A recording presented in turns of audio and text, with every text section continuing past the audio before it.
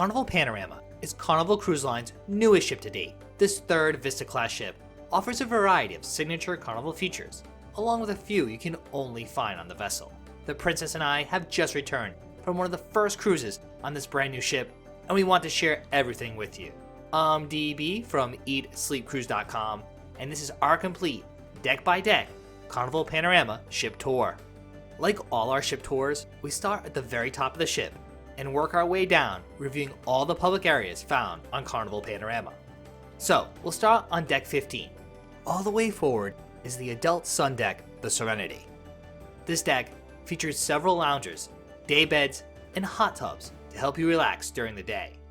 There's also the Serenity Bar that serves a distinct menu with several featured sangrias, and the Fresh Creations, a salad bar open for lunch on sea days. Signage indicates the venue is restricted to those who are 21 years or older, and at night, when there are themed events, ship staff is there to verify cruiser ages. Situated in the middle of Deck 14 is the aerial bike attraction, the SkyRide. This complimentary activity pits two cruisers against each other as you race around the middle of the ship, suspended high above sea level. On most days, there was about a 30-minute wait for this attraction, with the busiest times being the middle of the day and early afternoon. Also on Deck 14 is the ropes course. Again, this complimentary activity is located in the middle of the ship. Cruisers can challenge themselves to a number of different obstacles. There are approximately 12 different stations to pass through in this predetermined sequence. The ship has no official Deck 13, so down to Deck 12 we go, all the way forward for some fitness and rejuvenation. Here you'll find the ship's fitness center. The fitness center is free to use and open to all guests. During our cruise, it was open most days from 6 a.m. to 10 p.m. It offered a mix of cardio equipment, machines, and free weights. Also in this area is the Cloud 9 Spa and Thermal Suite. The spa offered your run-of-the-mill treatments that you can book on board or pre-cruise. The Thermal Suite was actually pretty small. It included some heated loungers, a thermal pool, and several different treatment rooms. Among them were a sauna, a steam room, a mineral room, plus some others. Leaving the gym area, you will find the Carnival WaterWorks. This aqua park features 2 water slides and a children's splash area. Now, our cruise was in the middle of January, so this area was never really that busy. Most days, the WaterWorks were open from 9 a.m. to 6 p.m.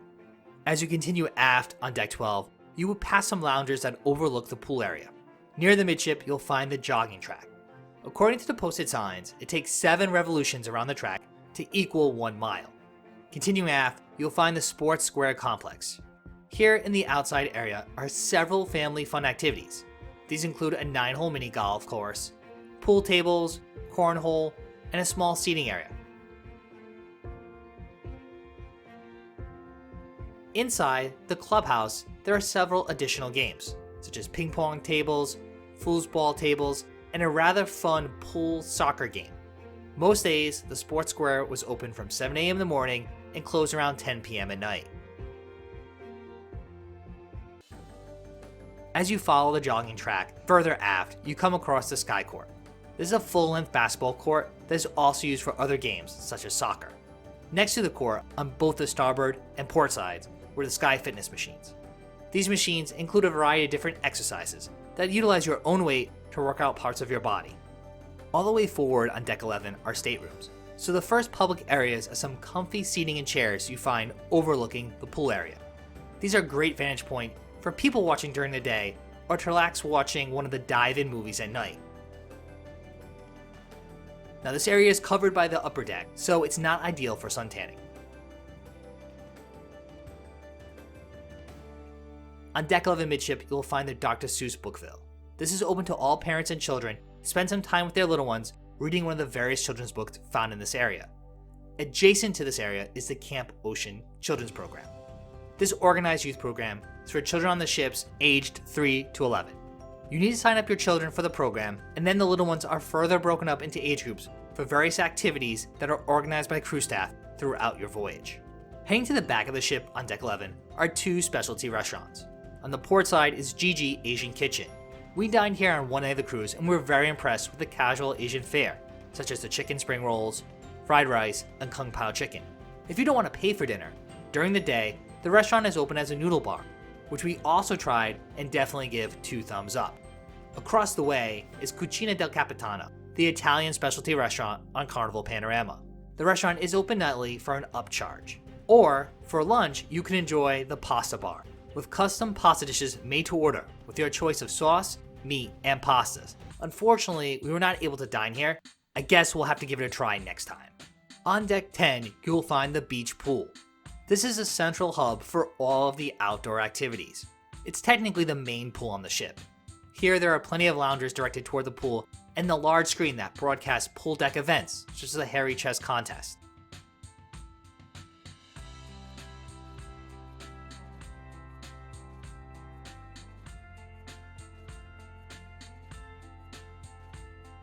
Next to the beach pool are two bars.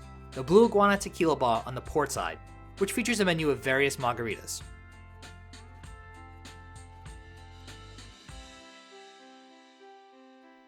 On the starboard side is the RedFrog Rum Bar. As the name would imply, the specialty drinks offered here feature a variety of different rums.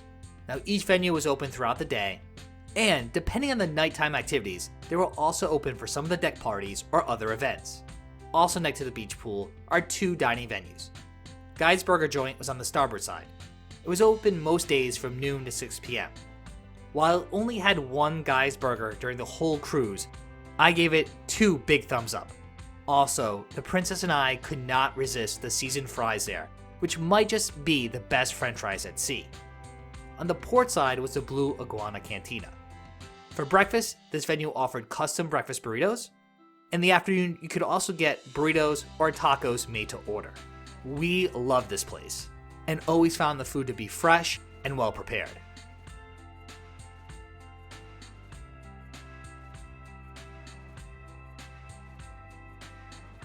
Continuing aft on deck 15 was the Lido Marketplace.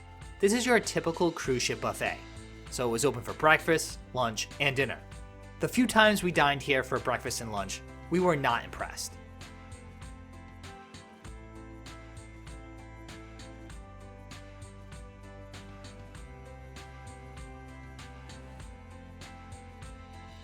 Buried in the marketplace is the Carnival Deli. Normally open from 11 a.m. to 11 p.m., the deli served made-to-order sandwiches, including a crispy and spicy buffalo chicken sandwich, along with other wraps, grilled cheese, and much more. Heading to the back of the ship, there was a princess's favorite locale, Pizza del Capitano. This 24-hour pizza joint always had a line, but the cooks were ready to fire up some fresh pizza from the menu of 5 different options. Hands down, this is probably the best pizza at sea.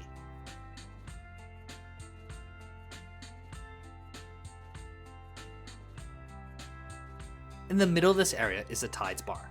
It offered most of the drinks from the cruise line standard menu with a few select differences. It was open most days from 8 a.m. to midnight. On the starboard side was a small specialty restaurant, the Seafood Shack. This a la carte restaurant offers classics like lobster rolls, fried shrimp, and has several daily specials of local fresh seafood you can purchase per the pound. For the most part, the venue is open from 11 a.m. to 11 p.m. daily. Unfortunately, we didn't get to test it out during this trip. Finally, you will find the Tides Pool. Here there's a small pool, 2 hot tubs, and several loungers that offer views of either the pool or the ship's wake. It's a perfect place for a more subdued and quiet sea day pool experience. Now, decks 9 through 6 are mostly staterooms. We actually stayed on deck 8, balcony cabin A387. It was on the starboard side and rather aft. It was your pretty typical stateroom with approximately 220 square feet of living space and a pretty average balcony. Overall, we would recommend getting at least a balcony room if you were to sail on this ship. On deck 7 forward, you'll find one of the ship's most unique venues, the Sky Zone.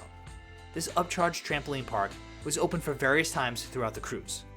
1-hour sessions were divided by age group, with little kids, older children and teens, and then those who are 15 years or older able to use the facilities for 1 block at a time. Of course, I had to give it a go, and I did think it was a lot of fun, even if it was kind of out of shape for most of the challenges.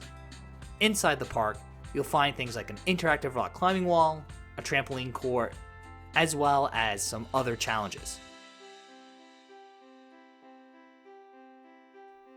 One deck below the Sky Zone was the ship's arcade. And given that there are plenty of included activities for children, this was one area you can skip altogether in our opinion. In between decks 5 and 6 are additional youth areas. Circle Club is for those age 12 to 14. Here, the venue is open select times for organized events supervised by the Carnival staff.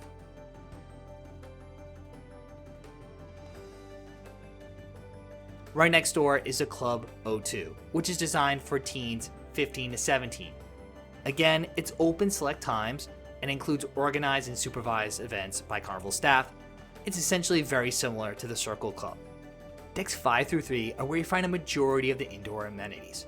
Starting on Deck 5, which is referred to as the Upper Promenade, all the way forward is the balcony for the ship's main theater, the Liquid Lounge. As you exit the Liquid Lounge, you'll find yourself in the Atrium. This 3-story open area has the ship's dreamscape in full display.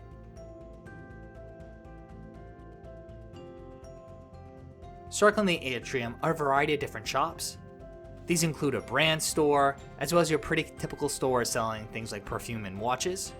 The Cherry on Top candy store is located here as well, but as we found out during a sailing, Cherry on the Top does not offer a sundae bar or ice cream, even though there is outdoor signage for this particular area. As you continue toward the back of the ship, on the starboard side you will pass the library. Here is a quiet space to read a book or play a board game. It was open 24 hours a day. Across the hallway is the Piano 88 bar. Open most nights from 5 p.m. till 8. The venue typically featured 2 performers. There were cocktail tunes throughout the dinner times, and then for late night, the sing-along fun. The venue also featured a signature cocktail menu.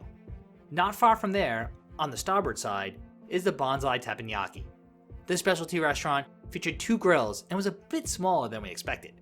For one set fee, you get to enjoy this Japanese-style steakhouse, but reservations are required. Adjacent to the teppanyaki was Bonsai Sushi. Open on sea days for lunch, and for dinner on all nights. Items here are priced a la carte. In our experience, the venue got busier as the night progressed. Diagonally across from this restaurant is the ship's signature steakhouse, Fahrenheit 555. We dined here on the first elegant night, and thought the food was pretty average for a cruise ship steakhouse. However, if you're a steak lover, you might want to give it a go.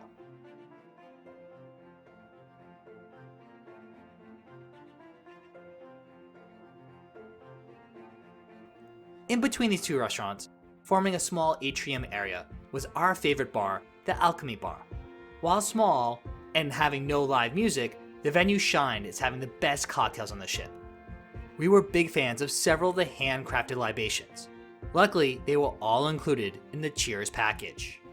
The remaining public areas on Deck 5 are mostly accessible from the starboard side. Next up is Pixels, the photo gallery on the ship. All pictures are displayed on tablet computers, so no more printing photos that no one wants to buy. Next door is the massive Guy's Pig and Anchor, Smokehouse, and Brewhouse. This venue did feature a specialty drink menu that had both craft beer as well as custom-made cocktails. It also featured food. During sea days, there's a complimentary lunch buffet found on the outside area of this restaurant on the starboard side. We tested this on day 1 and thought the food was okay. Later in the day and in the evening, the bar does feature live music, as well as an a la carte menu featuring barbecue favorites. Unfortunately, we didn't have a chance to dine here at night, but we'll have to add it to our list for our future sailing on this ship. Not far away was one of our favorite venues on the ship, Java Blue Coffee Shop.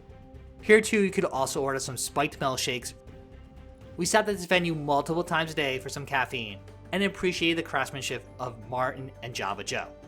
Tucked behind here was a small alcove of computers that's referred to as the Internet Cafe. The deck then opens up to the Ocean Plaza. This venue hosts trivia, dance classes, and other fun squad events during the day. At night, there was routinely live music at the Ocean Plaza. Right next door is the Ocean Plaza Bar, serving up a pretty typical bar menu. All the way aft on Deck 5 is the Havana Bar, with a signature menu featuring mojitos and live Latin music. It was one of the best themed venues on the entire ship. We spent a few nights here enjoying the drinks and the melodies.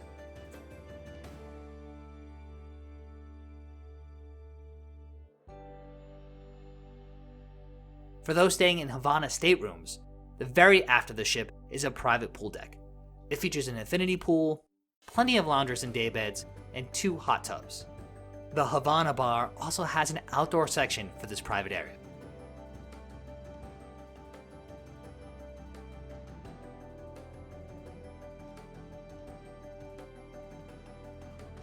Encompassing Deck 5 is an outdoor promenade. A number of the restaurants offer alfresco dining, and there are several sections with oversized chairs and loungers to help you relax and unwind. We felt this was way underutilized on the ship. Still, we didn't mind often having an entire section of the deck to ourselves to do some blogging or social media when we wanted to escape the crowds from the upper decks. In the very front of Deck 4, you find the main entrance to the Liquid Lounge. This is the main theater on the ship. It was home to 4 production shows and other nighttime events like Hasbro Game Night and the Lip Sync Battle. In our opinion, the theater is horribly designed and offers poor views of the entertainment. Of all the production shows, Celestial Strings was our personal favorite. The venue also features a bar and has the waitstaff making the rounds. The drink menu here is about the same as its sister location, the Limelight Lounge. Exiting the theater, you're in the middle of the atrium. Often there's live music playing in the evenings from a small stage. There are also a few shops here, including a duty-free store. The lower promenade, as Deck 4 is referred to, continues through the casino. In the center of the casino is a small bar with a mini Dreamscapes feature.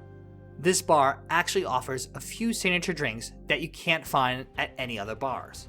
As cruise ship casinos go, this one was pretty typical, and probably a little bit on the smaller side for a ship of this size.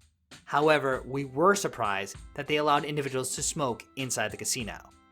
Hidden behind the midship elevators on Deck 4 is the Carnival Kitchen. This upcharge activity hosts several cooking classes and courses throughout the cruise, varying from holiday treats to cupcake making classes and even crafting the perfect tailgate.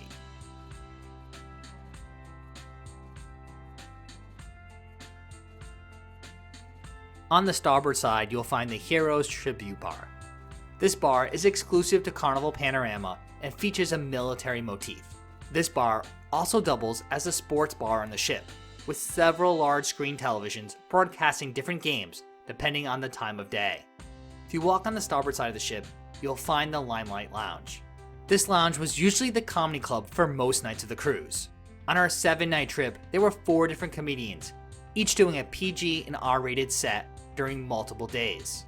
When it was not doubling as a punchliner comedy club, the Limelight Lounge was home to karaoke, and late night became the resident nightclub.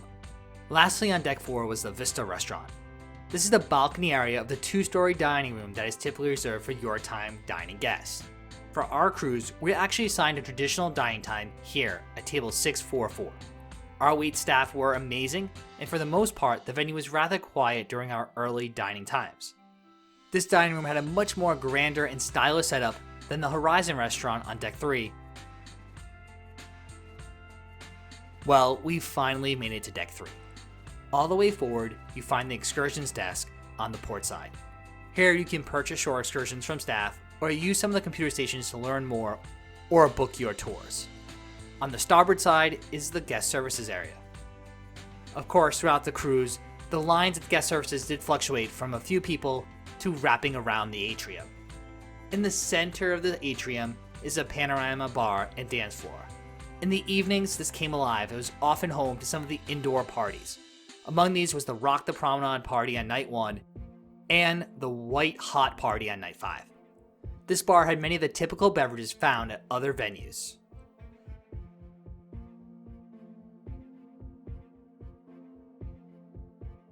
In the middle of Deck 3 is the Horizon restaurant. This was home to traditional dining that started at either 5:45 p.m. for early or 8:15 p.m. for the late seating. It was a rather plain and basic dining. Also, on port days, Carnival tours would meet here before going ashore.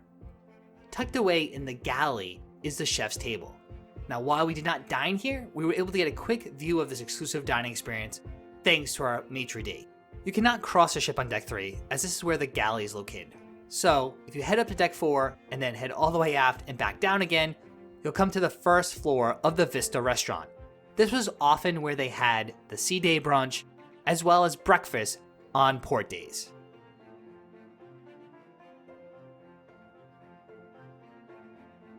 And there you have it. That is our deck by deck Carnival Panorama Ship Tour.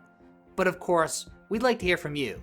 Let us know in the comment section below your favorite feature of the brand new Carnival Panorama.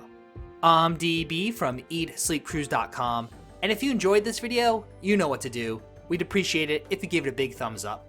If you're new to the channel or just haven't subscribed already, what are you waiting for? Make sure to subscribe down below and to click the notification icon. That way you get updated every week when we put out a brand new cruise video. You can also find us all over social media at Eat Sleep Cruise, and thanks again for watching.